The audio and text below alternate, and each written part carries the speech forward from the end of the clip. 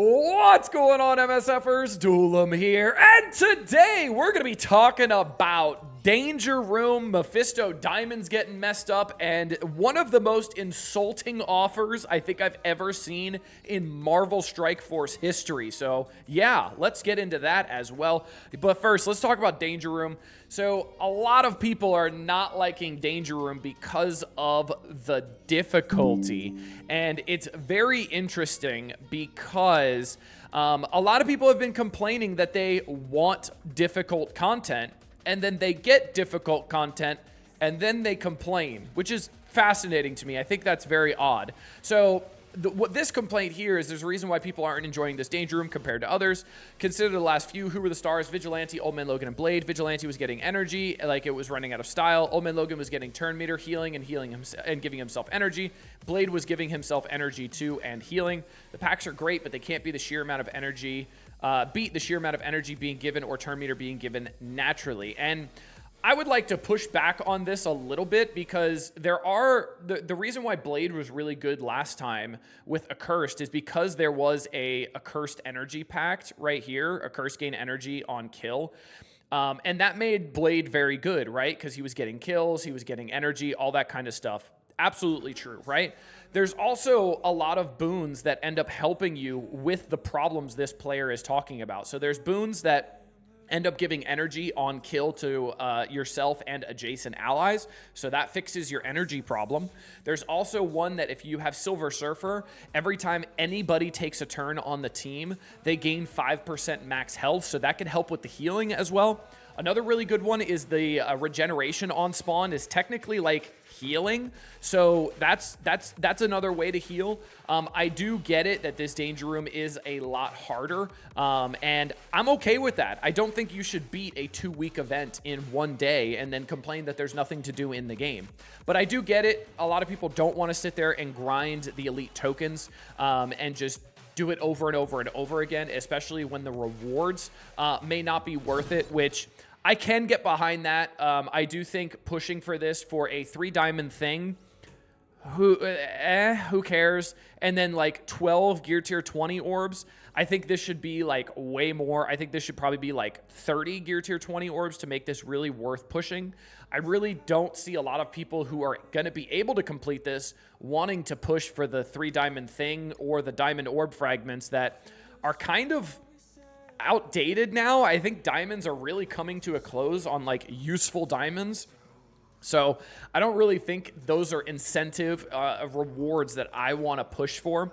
It's almost like Scopely is allergic to making content that is challenging and fun at the same time. And I kind of disagree with this. I think it's very hard to teeter the line of making something that is very challenging, but also making it fun. Because if it's challenging, there's going to be a natural level of frustration that's going to be built because Scopely has kind of conditioned Marvel Strike Force players, especially late game players, big spenders, that they can beat every piece of content the day it comes out without issue if they have enough money into the game. And Danger Room is not the case because you do have to farm those elite tokens to get better modifiers to be able to do better, right? And I think that's kind of the disconnect, is that that conditioning that Scopely's done for so long that all of this content can be just slapped day one, and this is not the case, and I think that's why people are not liking Danger Room as much.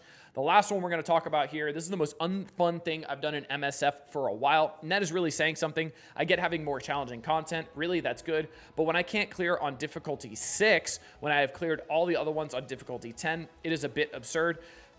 But isn't that the point of like grinding and getting those elite tokens up? Like right now, I'm at the elite tokens. I have, let's see how many I have in game. I can't even remember. I have a good amount. I have like probably over 1,000 because I have a few attached already. Yeah, I definitely have over 1,000. And then I have 142 left over. And I've been doing like difficulty 7. And I'm already to this point, and I'm just farming difficulty 7. Maybe I'll get Crucible bonuses active, get the 50% damage and armor, and then make sure I get the Ghost Rider boon as well, and I'll be able to clear it. I'm not too worried about it, and we have a lot of time to do it as well. So I get the frustration of being like, hey, all the other ones were super easy, but this one is way harder and it's not expected. So I think maybe more communication from Scopely saying, hey, we haven't liked how fast people have been clearing Danger Room and how quickly they've been able to get it done in the 2-week Danger Room, right? We want to make it harder. We hear you. We're making this one a lot harder. We're testing some things out. Let us know your feedback, right? I think that would have been a lot better than just kind of blindsiding us with this, because I do understand it is a lot harder for sure. This guy's also complaining about boons not triggering correctly. Enemy teams would lap me 3 to 4 times, even when I had the enemies don't gain speed bar on abilities. They don't gain speed bar on active abilities, so like passives still do work, is my understanding based on the wording, because like a passive ability like Super Scroll is a passive. It's not an active ability. So like gaining energy or speed bar on abilities, which is active abilities, would be like Nightcrawler when he has charge on his special, right?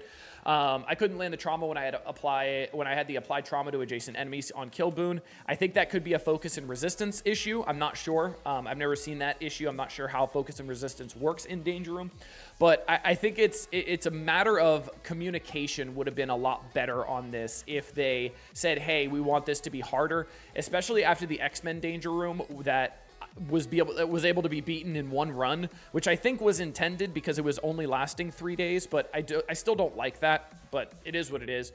Next up, we got Mephisto Diamonds update. So today, Mephisto entered the Elite Store at the incorrect cost using Dark Diamond credits. We will be leaving the cost as is for 28 days to give commanders a chance to purchase the diamonds at the cost they are now, and then at that point, they are going to change it back. Oops, I just clicked on an ad. And then they're going to end up changing it back to the intended cost, which was going to be $33.75, $67.50, and then $16,875.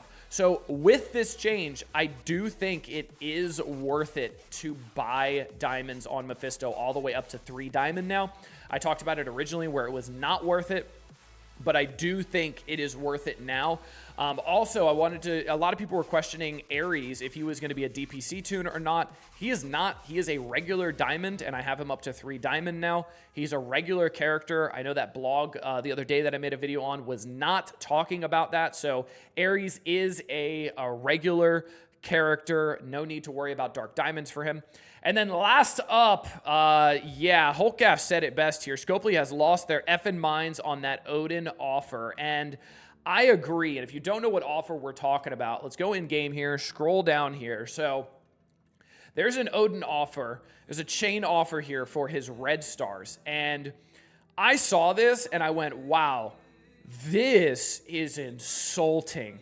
So the 5 red on Odin is $40. The 6 red is $60, and then the 7 red is $100 for a total of $200 to get a 7 red Odin, which is absolute insanity. That is like ridiculous, especially when I, as a person who did not spend on anything to get Odin, was able to complete Dark Dimension 8 within the time frame that they gave for that race to Dark Dimension to collect like the Ravens to get his 7 red. I did this without spending. And now you're saying people have to spend $200 to get that? That is ridiculous. Like, and I have a decent amount of spenders who watch my content and are actually in my Twitch chat right now live, and most of them are saying that's ridiculous. F that offer. That's not insulting. That's a kick in the taint. And I agree. That's ridiculous. And Portland RoboCop just made a great point too. It was cheaper to get the 1 diamond in that event, I'm pretty sure. I don't think that's true because that diamond event was pretty pay heavy, but maybe it was. Let me know if you guys spent on the Odin diamond event and you guys were able to get a diamond for less than that $200 offer, because I'm actually kind of curious now, as that raises a fine point, but that is absolutely insulting. Insane how people don't just look at the prices and they just don't think that that's ridiculous. So, well, Portland RoboCop saying I got a diamond and I think I spent $130. Well, there you go. You can get a diamond for $130. You can get 7 red for $200. Scopely math. All right. Hope you guys have a great day. Until next time, this has been Duel 'em. Later, MSFers.